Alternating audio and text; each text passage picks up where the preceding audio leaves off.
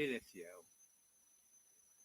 Só de pensar na fidelidade dele, a gente se sente assim tão pequeno.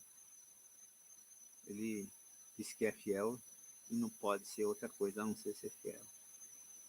Mas nós não somos fiéis como deveríamos ser.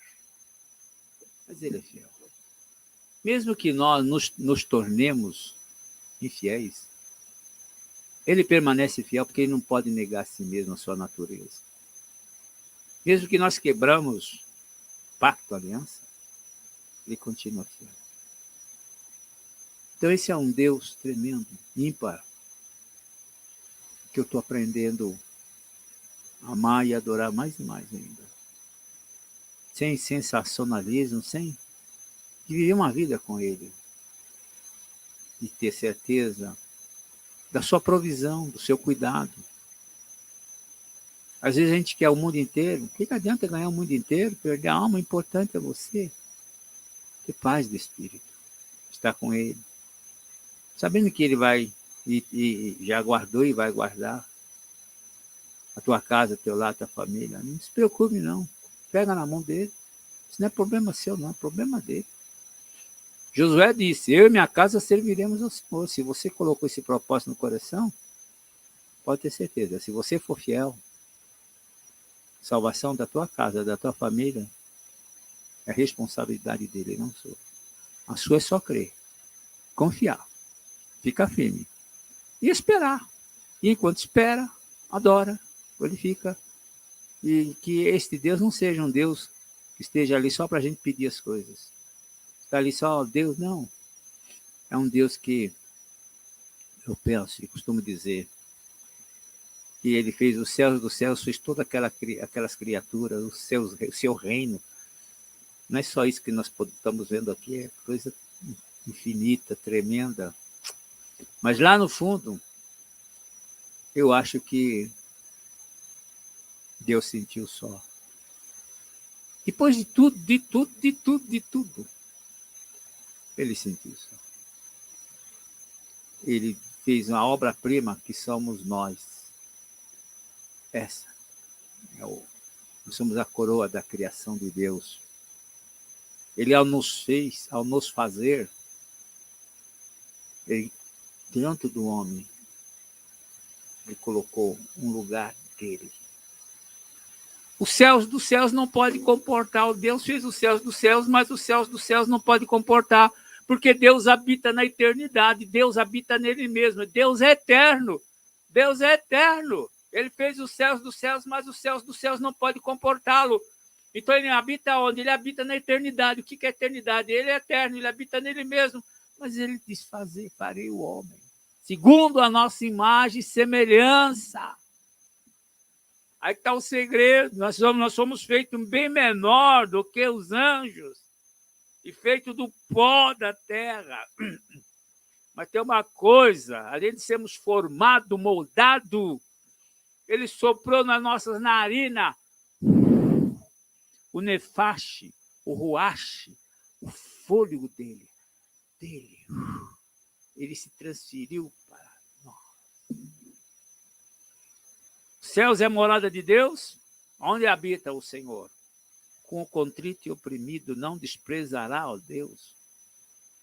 Deus habita em templos feitos por mãos humanas. Tabernáculo, templo de Salomão, templo de Herodes. Ele não habita em templo feito por mãos humanas. Ele habita em templo que ele mesmo fez. Eu. Você. Por isso que o diabo tem ódio do ser humano. Porque nós somos morada de Deus. É sua casa. Isso aqui é a casa de Deus. Já pensou? Quando a gente faz viagem, sai por aí, a gente não vê a hora de chegar na nossa casa. Porque quando a gente chega na nossa casa, não interessa se a sua casa é pequena ou não. Não interessa se a sua cama é aquele colchão ou não é. Não interessa. A gente chegou em casa. Quando você chegou em casa, é o teu canto. Nós somos aquele cantinho de Deus. Não é cantinho. Nosso corpo é templo do Espírito Santo, morada de Deus. E é por isso que ele nos fez. Ah, mas pastor, sim, onde está A plenitude disso em Cristo. Cristo, homem perfeito. 100% homem, 100% Deus. E nele, Jesus, no corpo dele, vai habitar e habita toda a plenitude da divindade. Uau! Oh, glória! Nele! Corpo humano! Uau! Isso é Deus, o resto é Baal! Isto é Deus, o resto é Baal! Eita, Deus! Não briga com ele, não. Não briga com ele, não. O plano dele está sendo desenvolvido, tintim por tintim, ponto, vírgula, espaço, tudo. Espaçamento, tudo, as margens, tudo é vontade do eterno e soberano. Ó céus, morada de Deus, não. Deus habita. E o processo, como é lindo, maravilhoso. É bom demais, isso é bom demais. É por isso que eu adoro esse Deus. Chega de religiosidade, irmãos. Chega de hipocrisia. Vamos viver uma vida autêntica. Seja real. Cara limpa, tira a máscara. Está na hora de tirar a máscara. Está na hora de tirarmos as máscaras. Vivemos muito mascarados. Agora mesmo aqui no programa, aqui eu sou obrigado, né? Por causa da luz, né? No rosto mesmo, na pele, brilha, né? Eu até coloquei o chapéuzinho aqui, porque dizem que domingo a minha cabeça estava terrível. O Richardson falou, né? Lá de cima brilhava. Deixa a minha careca, minha filha. Eu vou botar a bombeta aqui, porque é muita unção, tá bom? A presença de Deus ela é tudo, e nós temos que viver uma vida, irmãos. Não de religiosidade, de aparência. Acabar com esses negócios de panelinha aqui, panelinha lá, grupinho daqui, grupinho de lá. Tem que acabar com tudo isso. Estou dizendo, em todo lugar tem, em todas as igrejas, em todos os cantos, até em casa. A casa da gente tem. Agora imagina a igreja. Eu me dou mais com aquele, me dou menos com aquele, me dou mais com aquele. Eu visito os irmãos. E os irmãos que eu visito Quando eu fui para uma determinada igreja, o pessoal achava que era pastor rico. E a irmã falou, você não vai na casa, você não visita a casa dos outros. Eu falei, a senhora que se engana. Ela achava que só visitava apartamentos sobrados, casa dos irmãos, que eram dizimistas bons, e eles, inclusive, me afrontaram dizendo, não, o senhor tem que dar prioridade para nós. Sim, tem que dar prioridade para nós, atenção. Eu falei, o quê? Tratamento diferenciado? Sim. Está enganado, meu filho. Eu sou discípulo de Jesus, você está muito enganado. Tanto é que ia visitar os casebres, periferia, almoçava, jantava na casa dessas pessoas. E não tinha lá muito interesse em estar nos palácios, nos sobrados ou nos... Eu sou discípulo de Jesus. E aprendei de mim que sou manso e humilde de coração. Se nós não formos assim, mas nós estamos nos enganando a nós mesmos. O evangelho é isso. Para que levantar o nariz? Para quê? Já falei, meu filho, morreu 12 horas para enterrar, no máximo 24. Depois disso está fedendo, a bicharada que está lá dentro começa a sair tudo. O corpo começa a esfriar, eles começam, conforme diz o Marcão, começam a vazar, viu? Então o que é o homem? Nem nada. Então nós temos que começar a viver a vida autêntica cristã, do verdadeiro servo do Deus vivo. Posso ouvir um amém? Aleluia. Diga aí, pastorzão, não derruba, estou na área. Não derruba que é pênalti. Pastor, quando eu falo assim, está no altar. Pastor, estou no altar. Meu negócio é manto, estou no altar, né? Adorando o Senhor. Débora, talvez você chegando aí de fininho, hein? Débora, você entrou agora, né? 10h53. Onde você estava? Menina, estava escondida. Que Deus possa estar nos abençoando. Vamos ouvir, irmãos, tem algumas músicas, às vezes, dessas modernas, assim, eu quando coloco, principalmente no Facebook, eles bloqueiam, não? Se tem direito autorais, eles acabam me bloqueando, né? E acabam me ameaçando. E se eu tornar a tocar aquela música, eles podem me suspender. Então, eu estou debaixo de... né? Então, eu não posso. Então, eu não posso colocar qualquer música. É bonita, tá, mas tem direitos autorais. Aquela minha indignação que eu já falei aqui. O camarada pega a palavra de Deus, pega a Bíblia, a palavra de Deus, ele está aqui, pega aqui, a letra está aqui, a inspiração está aqui, a inspiração vem do Espírito Santo de Deus, o cabra escreve, toca, coloca a melodia e coloca direito autoral. Quem é o direito autoral? A inspiração veio de outro. Quem que deu? Agora não podemos nem tocar, dependendo, porque tem que pagar. A exploração, brincadeira.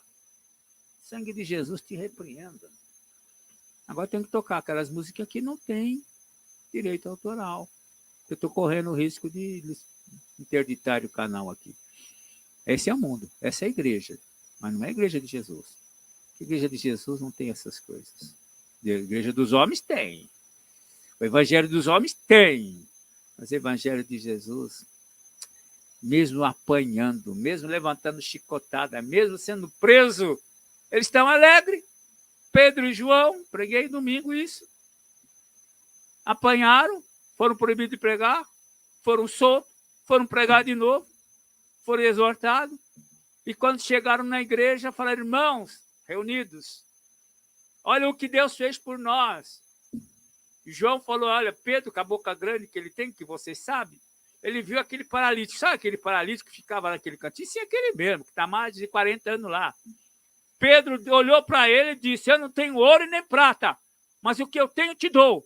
Em nome de Jesus, levante e anda. E o cabra levantou, saltou e pulou, foi maravilha só. E o povo todo fixaram os olhos em nós, todos olhando como se nós tivéssemos feito alguma coisa por nós mesmos. Mas Pedro imediatamente disse, por que vocês estão olhando para nós admirados deste feito? Não fizemos nada. Mas Jesus, a quem vocês mataram, ou melhor, os seus pais crucificaram, mas Deus, pela sua graça, o ressuscitou ao terceiro dia. E é no nome de Jesus que este goza de perfeita saúde. É bênção pura, Jesus. Vocês estão vendo, querido? Que coisa linda, que coisa maravilhosa. Transferiram o foco, a atenção total sobre eles. Mas eles transferiram para Jesus, para a glória a Jesus.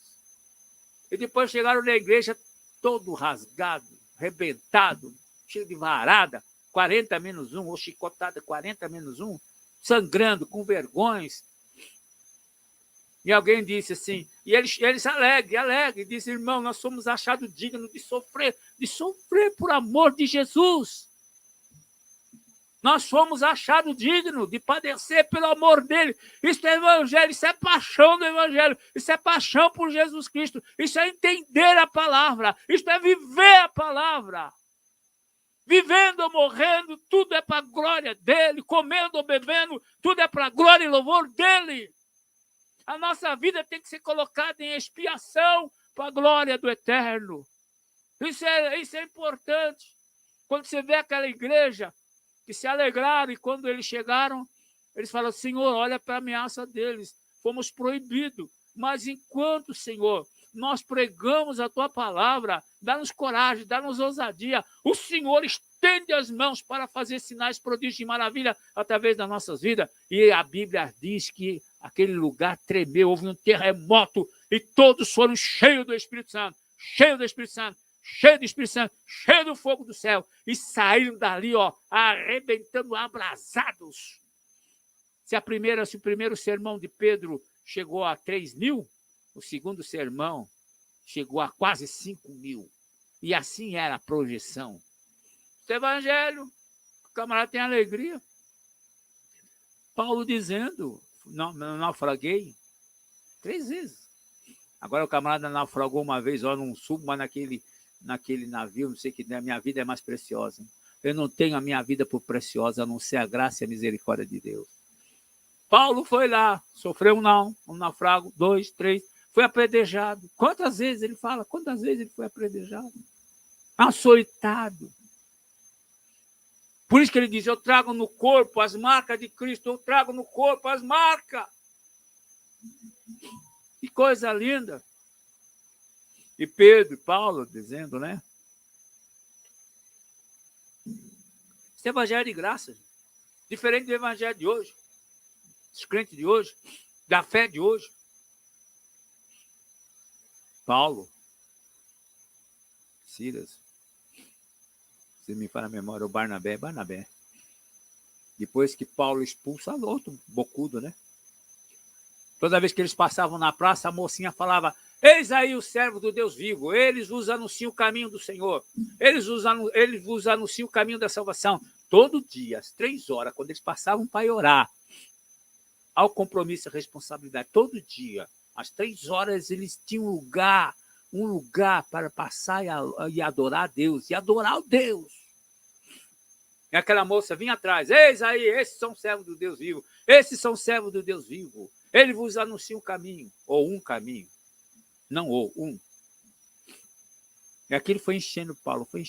Quando foi um certo dia, Paulo vira e diz, em nome de Jesus, sai dela, espírito de pitonisa, de adivinhação. Quantos espíritos desses estão dentro da igreja, adivinhando SIC, RG, telefone, endereço, nome, amarrado, sangue de Jesus tem poder. Espírito de piton é adivinhação. Aquela menina. E olha, e não deu mais lucro, porque ela não adivinhou mais, ela parou de adivinhar. Por isso que pegaram Paulo e Silas, diaba nele, e jogaram, amarraram mãos e pés no toco, no meio da bandidagem, da malandragem. O que eles estavam fazendo? Reclamando? Chorando? Silas poderia dizer, ei, Paulo, você com aquela sua boca não tem jeito mesmo, né? Ô, boca sua, né? Não podia ficar quieto? Olha a nossa situação. Não! Muito pelo contrário. O que eles estavam fazendo? Louvando o Eterno, louvando o Criador, dando graças a Deus por aquele momento, dando graças a Deus por aquela situação, dando graças a Deus por aquela experiência. Louvando a Deus, louvando, e os presos ali assustados, dizendo, quem são esses malucos? Quem são esses malucos? Pregador de deuses estranhos, pregador de novo, de Deus esquisito. Um Deus que morreu e ressuscitou. O negócio é feio aí. O negócio é bravo. E os presos calados, todo mundo calado. E os dois louvando e glorificando a Deus. Os céus não aguentou. Os céus não aguentou aquilo. Deus mandou um anjo. Vai lá, desce lá, que o negócio aqui tá bom demais. E quando o anjo desceu, ou a palavra foi enviada, terremoto, solta eles. A palavra que foi enviada. Caiu as algemas, as portas se abriram e apagou-se as luzes. O carcereiro, tremendo, tentou se matar porque ele era responsável, todo carcereiro é responsável pelos prisioneiros, se fugiu, paga com a vida. Então, já que aconteceu tudo isso, então fugiu todo mundo, né? Ele pegou a espada, quando ele ia se suicidar, se matar, Paulo brada lá de dentro, não te faças mal, todos nós estamos aqui. E o carcereiro trêmulo, pedindo luz sentido, pedindo luz. E viu que todos estavam lá. Paulo diz, todos estão aqui. Nenhum preso teve a presunção, a ousadia de aproveitar aquele momento para fugir, porque a presença era tremenda. A presença do Deus vivo, a presença do Espírito Santo, a presença da igreja, o nosso DNA. A unção era tanto naquele lugar que esse cara tudo humildinho, caladinho, como cordeirinho. E ele disse, carcereiro, o que eu devo fazer para herdar a vida eterna? O que eu devo fazer? Crê no Senhor Jesus Cristo e será salvo tu e toda a tua casa. Ele levou ao pé da letra. O que ele fez? Pegou os dois, fechou tudo de novo, deixou bonitinho, pegou os dois, levou para a casa dele. Porque ele levou ao pé da letra. Crê no Senhor Jesus Cristo e será salvo tu e toda a tua casa. Pegou ele, os dois, levou para a casa dele. Chegando lá, lavou as feridas. Curou ele, lavou as feridas. Um pano com um unguento, tiraram o sangue pisado, talvez colocaram sal grosso para cicatrizar mais. Trataram dos dois, deram de comer, lavaram os pés deles, deram de comer. E Paulo pega para toda a casa deles, se converte. E se não me falha a memória, também são batizados. Uau! Esse evangelho, meu Deus do céu! Este é o evangelho da graça. Essa presença do Eterno tão maravilhoso e do Espírito Santo. Esse evangelho é tão precioso. uma geração tão perversa, maligna. São pérolas que às vezes são jogadas aos porcos. São pérolas que às vezes são jogadas aos porcos. Mas bendito é o nome do Senhor. Isso é evangelho, graça. Hoje em dia, uma coisinha qualquer, por um ponto e vírgula, a terceira guerra mundial acontece na vida dos crentes e na igreja. Mas, aleluia,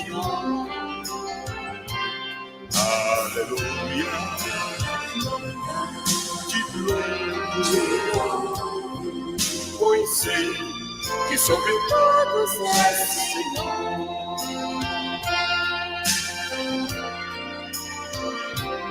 Aleluia, aleluia, aleluia, aleluia, louvemos ao Senhor.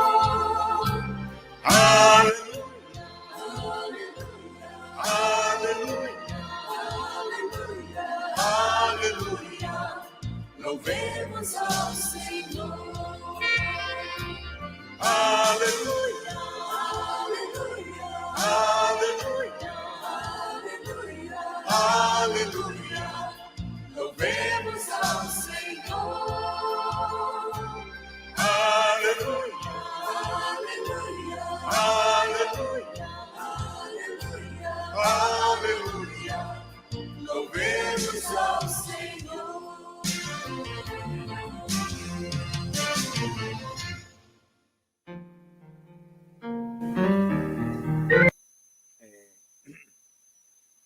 louvemos ao Senhor.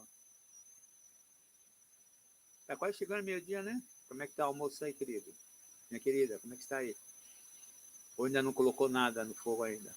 Cuidado com feijão, não deixa queimar não, hein? Meu, vamos lá. São 11h37. Você está vendo nosso programa Laparedas de Fogo. Amém. Dá um sinalzinho aí, pastorzão. Estou na área, não derruba que é pênalti. Eu estou aqui no altar, querido. Então, vamos lá. Para a nossa reflexão, mais uma reflexão, porque aqui é pérolas. São pérolas, eu costumo dizer, aqui é picanha. Nós só vamos aqui, ó, fatiando, ó. Mais uma fatia. Aí, como é que você gosta? Bem temperada, bem passada, bem queimada ou meia crua? Aqui tem de tudo, meu filho. A palavra de Deus, ela tem de tudo. Vamos lá. Apenas para a nossa reflexão. O que é que você tem nas mãos? É uma reflexão. O que você tem nas mãos? Uma pergunta. O que é que você tem na mão? Olha para a tua mão. O que você tem? O que você está vendo? O que você está vendo nas tuas mãos? Deus vai fazer e está fazendo essa pergunta para você agora. O que você tem nas mãos? O que você tem na mão? O que você tem na mão? O que você vai fazer com isso que tem nas mãos? Deus nunca manda ou envia ninguém de mão vazia. Deus sempre dá alguma coisa. Para um, ele deu um talento. Para outro, 2. Você percebeu? Para outro, foi assim? Outro 5. Deus não deixa ninguém de mãos vazias. E a pergunta da nossa reflexão é essa. O que você tem nas mãos? Deus fez uma pergunta para quem? Deus fez a pergunta para Abraão, quando ele te chamou da terra de Ur dos Caldeus. Sai da tua terra, do meio da tua parentela e vai para a terra que eu te mostrarei. Abraão obedeceu pela fé. Deus perguntou para Abraão, Abraão, o que você tem? O Abrão, primeiro, né? O que você tem nas mãos? Ele disse, eu tenho a fé. Se apresentou diante de Deus usando a fé. E ele foi provando, olha, chamado com 75 anos, e estava já com 100 anos ali, a fé dele sendo provada. Tanto é que Abraão foi justificado pela fé e se tornou pai da fé. Deus perguntou para Abraão, lá na terra do Ur dos Caldeus, aonde adoravam uma pluralidade de deuses, talvez ele estivesse no meio, mas quando Deus falou com ele, sai da terra, ele obedeceu. Fé. Abraão, o que você tem nas mãos? Fé. Aqui está, Senhor. E você já sabe o resultado. Nós podemos também já pular e entrar para José. José, que é chamado José do Egito, né? Perguntou para aquele menino, o que você tem nas mãos? Perguntaram para ele, o que você tem nas mãos? Eu tenho um sonho. Contou o sonho para o pai, contou para a mãe, contou para os irmãos sai para lá, sonhador, lá vem o sonhador. Mas Deus perguntou para José, o que você tem nas mãos? Ele disse, eu tenho sonhos. Então você já sabe que aqueles sonhos se tornaram realidade. E que realidade linda, maravilhosa. E ele sabia que eles não iam ficar muito tempo lá no Egito, porque ele já tinha a promessa de quem? De Abraão, que Deus prometeu a Abraão, depois de 400 anos os visitaria, os tirariam. Mas José disse, quando Deus vos visitar, leve meus ossos. Não deixe meus ossos aqui, mas leve para ser enterrado na terra prometida. José, o que você tem nas mãos? Sonhos. E os sonhos se tornaram realidade. Mas lá na frente nós encontramos quem? Encontramos um príncipe do Egito. Sim, criado em toda a doutrina, em toda a cultura, em toda a ciência do Egito. Sábio. Moisés, tirado das águas, criado no palácio, talvez até no colo do faraó. Foi criado como filho da filha do faraó, príncipe. Chegou um determinado momento que ele está lá, já sabemos a história, lá apacentando o rebanho que não era dele, virou pastor, de príncipe virou pastor. Ele preferiu não ser tratado como filho da filha de faraó, mas preferiu ser tratado como escravo, por isso ele abriu mão do seu título para ser tratado como escravo. Mas lá, quando ele está há 40 anos, pastoreando o rebanho que não era dele, Deus chama ele. E Deus diz, Moisés, o que você tem nas mãos? Moisés, o que você tem nas mãos? Joga no chão. E transformou numa serpente. Ele correu, mas Deus disse, pega! Transformou novamente em um cajado. E Deus disse, é com esse cajado que você vai descer no Egito e vai dizer para o faraó, deixa meu povo ir. Com um pedaço de pau, Deus levantou um pastor com um pedaço de pau, com um cajado, e diz, vai e liberta meu povo. Moisés, o que é que você tem na mão? Eu tenho nas mãos esse cajado. Então vai. Depois nós vemos quem? Gideão. Tem muitos outros. Estou encurtando a história. Gideão estava lá malhando trigo, porque os medianitas vinham e roubavam tudo. Mas ele tinha separado um espaçozinho onde os medianitas não podiam roubá-lo. Mas aparece um anjo, faz uma saudação linda. Salve, ó varão valoroso, o Senhor é contigo. Ele diz, que saudação é essa? Como é que o Senhor é comigo se está acontecendo tudo isso? Eu sou da menor, meu pai é da menor tribo, nós somos da menor tribo, e eu sou o menor, babá. Começou a colocar em inferioridade, em possibilidade. Mas o anjo não estava vendo isso, mas o anjo perguntou, o que é que você tem na mão? Eu não tenho nada, tenho, mas eu disse, tem. Vai nessa tua força, porque o Senhor é contigo. Valoroso, valoroso, sim. Gideão, que você tem nas mãos, força, valoroso. E você já sabe o resultado. Davi, você conhece Davi? Garoto, 17 anos. Funda na mão, estilingue para nós hoje. O que ele fez? Davi, no auge da batalha, onde o povo de Israel estava tremendo até Saul, todos eles tremendo porque Golias o estava desafiando. O gigante estava afrontando o Deus vivo. Mas quando aquele menino chega, com o quê? O estilingue dele na mão, e o Senhor pergunta, Davi, o que você tem na mão? Deram para ele espada, deram para ele escudo, deram para ele armadura. Ele falou, não, Davi, o que você tem na mão? Eu tenho. Aqui, afunda. Então vai nessa tua força. E você já sabe, ele pegou 5 pedrinhas. Porque lá no exército dos filisteus havia 5 principados divididos, né? E 5 gigantes. Golias era o campeão, mas tinha mais 4. Então Davi, resolvido, já pegou 5 pedrinhas. Porque se os 5 gigantes levantam naquele dia seriam executados. Davi, o que você tem na mão? Afunda. Vai nessa tua força, porque o Senhor é contigo. Amém? Daniel, o que você tem? Daniel tinha o quê? Fidelidade. Daniel tinha o quê? Daniel tinha interpretação do sonho. Daniel tinha o quê? Esse homem orava 3 vezes ao dia. 3 vezes ao dia. E Deus deu a ele o mistério, decifrar enigmas e mistério.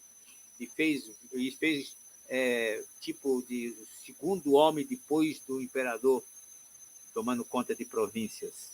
Daniel, o que você tem na mão? Oração. Daniel, quando foi jogado na cova dos leões, o rei disse, Daniel, eu sei que você serve um Deus vivo, eu sei que se você orar, ele vai te atender. No dia seguinte, o rei nem dormiu, mas quando o rei chegou lá, Daniel, o Deus que você serve te livrou? Daniel disse, sim, ó Deus, mandou um anjo e fechou a boca do leão. Daniel, o que você tem nas mãos? Eu tenho nas mãos a oração e sirvo um Deus vivo. Pedro, ousado. Pedro, o que você tem nas mãos? Rede. Eu sou pescador de peixe. Vai e lança a rede do lado direito. Nós pescamos a noite inteira do lado direito. E quando viu que veio muito peixe, enche um barco, enche outro e vai enchendo, vai afundar, né? Pedro, quando chega na praia, diante de Jesus, ele disse, Senhor, ausenta-te de mim que sou pecador. Mas Jesus disse, não, muito pelo contrário. A partir de agora, pega as tuas redes, mas você vai ser agora pescador de homem. Uau! Pescador de homem. O que você tem na mão, Pedro? Rede. Dorcas. Para não falar que não falei de mulher, não falei de Ana, não falei de Maria. Maria, que você tem? Eu não tenho nada, eu sou virgem. Eis aqui o meu ventre, eis aqui o meu útero, eis aqui o meu corpo. O que você tem? Eu tenho o meu útero, eu tenho o meu corpo. Usa o meu corpo para a tua glória. Dorcas, o que tem? Morre, Dorcas morre. Pedro vai passando naquela província. Estava morto, sendo preparado para ser enterrado. As irmãs, a comunidade, o bairro, a periferia disse, não, essa mulher é demais. Obras sociais. O que você tem na mão, Dorcas? Artesanatos, trabalhos manuais. Que ela fazia para os pobres. Essa mulher não pode morrer. Dorcas, o que você tem nas mãos? Obras. Para quem? Para o próximo. Então essa mulher não pode morrer. Pedro disse, tudo bem, vamos lá, vamos ver o que vai acontecer.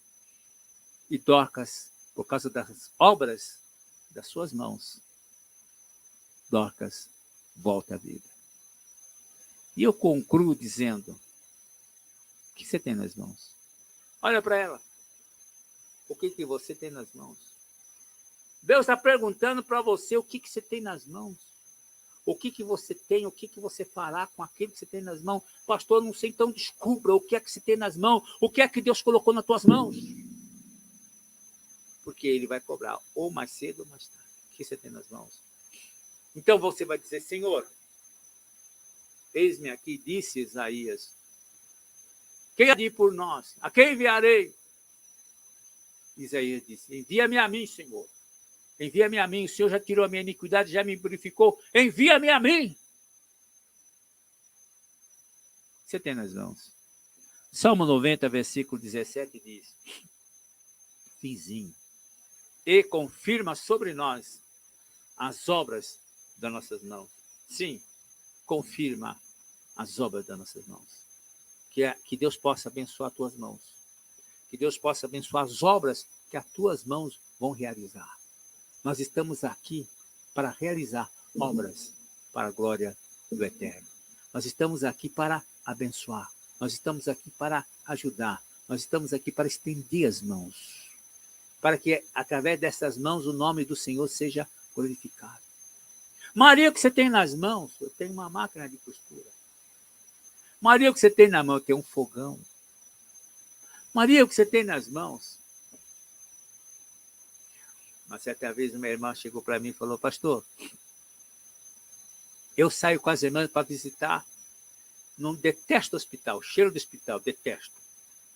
Visitante na casa dos outros, negócio de demônio, de doente, pastor, misericórdia. Detesto isso. Não sei o que eu tenho que fazer, pastor. As irmãs é uma benção, mas sabe, eu ainda não, sabe, pastor, eu não sei o que eu tenho nas mãos, não sei o que eu tenho que fazer. Negócio de ficar orando com o doente não é comigo. Visitação do doente não é comigo. De capeta, demônio é comigo. Eu disse para ele, minha irmã, vai para a tua casa e pergunta para o Senhor. Fala para ele, Senhor, o que eu tenho nas mãos? Eu perguntei para ele, o que você tem nas mãos, irmão? O que você mais gosta de fazer? Ela parou e disse, gosto de costurar. Eu falei, então, o que você tem nas mãos? Uma máquina de costura. Eu vou para a tua casa. E pega a máquina e diga para o Senhor o que ele quer. Tudo bem, não levou muito tempo, teve um casamento. Ela foi para fazer o vestido de uma das madrinhas. Casamento, ela fez o vestido. O que aconteceu? Arrasou. Todo mundo, onde você fez? Onde você fez? Ah, uma irmãzinha lá perto de casa. Quem é? Nossa, isso aqui costura. Aquela irmãzinha foi ganhando popularidade, foi aumentando a sua clientela, aumentando. Aquela irmãzinha, ela sumiu da igreja, praticamente. Desapareceu 1, 2 meses, assim, que de repente ela aparece na igreja. Senta e o banco todinho, cheio de gente. 5, 6 pessoas. Ela sentava sozinha. Ela sentava sozinha. Ainda mais alguns atrás. Feliz, sorrindo. Depois ela disse, pastor, te contar a benção. O que foi? Olha aí, o que eu ganhei para Jesus? Mas a irmã não tem jeito para pregar o evangelho, só não disse, não, irmã, a minha máquina, minha casa. Eu coloquei uma salinha de espera ali, visita na espera. E na medida é uma outra mulher, eu só tirando medida, anotando, tirando. E a mulherada lá. Você sabe que a mulherada fala. O que falava? De Jesus. Com a maior simplicidade, falando. Sem manto, sem terra, sem arrepio. Só falando.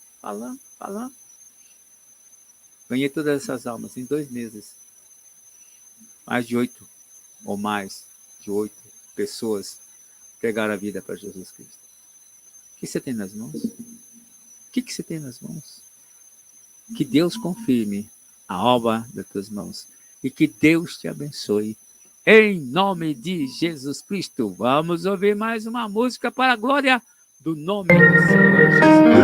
O que você tem nas mãos? Jesus tem as mãos? Fura. O que você tem nas mãos?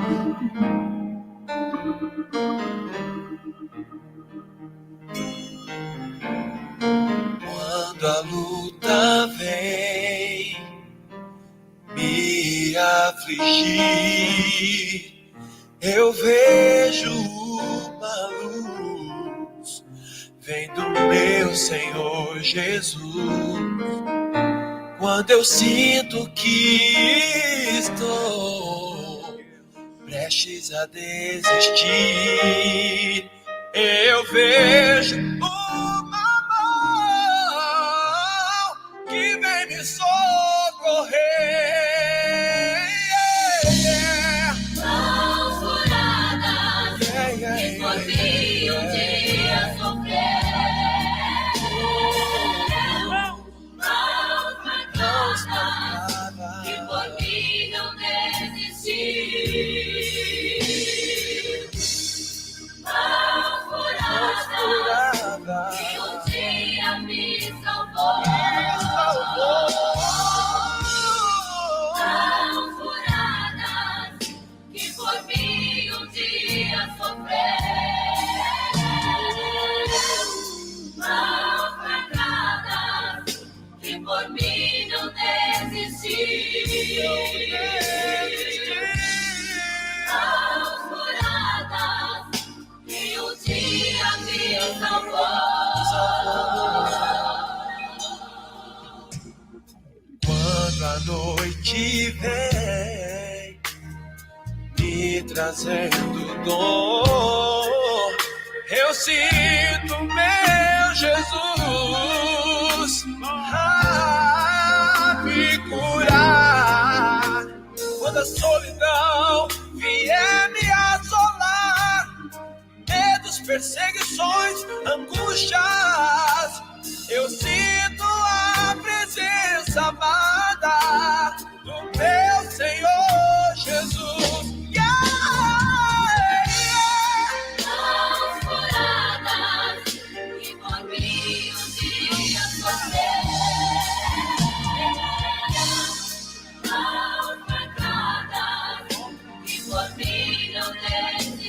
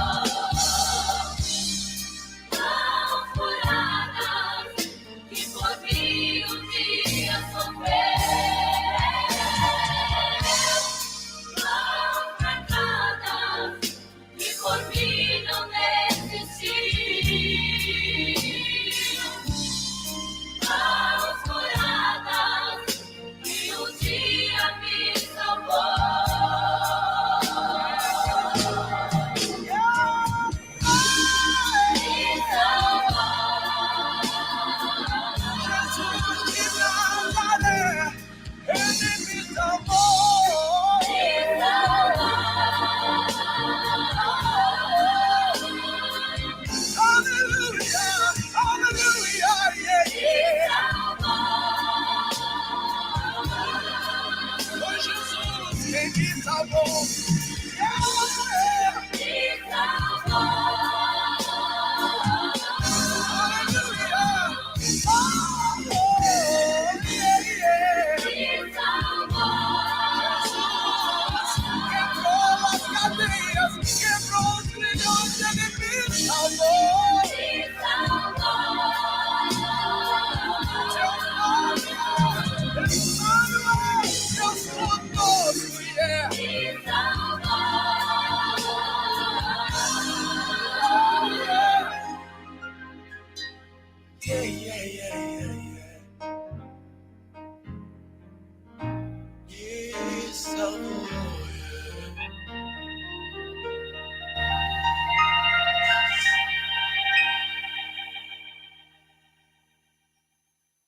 Mãos furadas. Que me salvou, que nos salvou. Ele tem as mãos furadas daquilo que ele fez, e você? Suas mãos servem para quê? Para apontar? Para criticar? Para bater? Para que servem as suas mãos? Apunhalar? Jogar pedra? Para que servem as suas mãos? O que tem nas mãos? Violência, ódio, vingança? Rancor, amargura? Não perdoo. Raiva, ressentimento. O que você tem nas mãos? Tem mãos que estão cheias de sangue. Deus não deixou Davi construir o templo porque ele tinha as mãos sujas de sangue.